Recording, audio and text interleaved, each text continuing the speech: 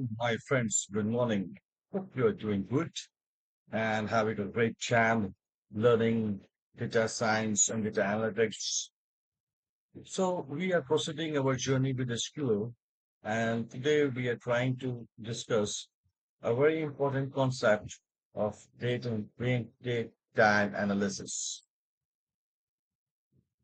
Slowly, we will proceed with number of cases in this data analysis. And we'll try to understand how we can use date commands and different features in writing our SQL commands.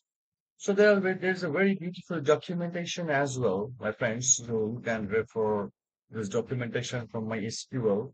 So you have all the formulas here, all the commands that are used here. So whenever you have time, my friends, you can go through these cases.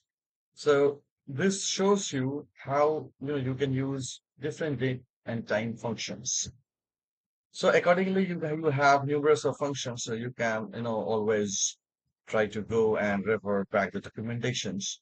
So with the examples, so how does add date rules, add time, convert current date rules, current date, current time, timestamp, what is the date now? So these all functions are very well and very beautifully explained here. Some of the functions I will cover in my today's session, and you can go through this. A very beautiful documentation with examples. I usually refer, and it is very, very beautifully explained.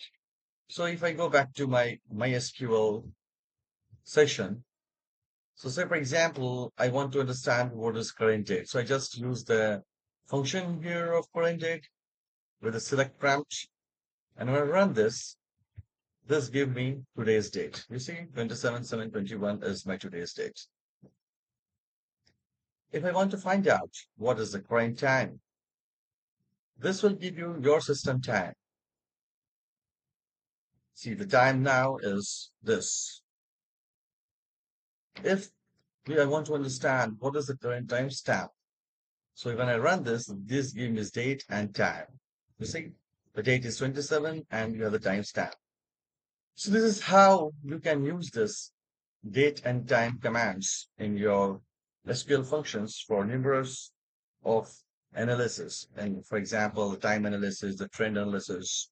So this is very helpful functions. So for example, I have some more functions for you. If I want to extract, I will use extract function. If I have this date and I want to extract only the year, this would be very much important if we have lots of sales data and we want to understand what is the year by sales and want to extract the year as one of our column or one of our. So what we can do is we can simply execute this function and we can extract the year. We can also use this extract function to extract from the current date. This current date is your system date. So when I run this one, I get the current year. So both functions are quite same. Only we have written in different way. Now, if we want to go to and see what is the next year, so we have to manually provide the dates, and then if when we enter, when we execute this query, when we execute this query, this shows us the year is 27. So these are some of the common functions that you can use in the time analysis, and these are the time calculating functions. So, my friends, I would like you all to go through this documentation. This is a very wonderful and good documentation. And we will work on this few more cases, few more examples in my upcoming sessions, coming SQL sessions.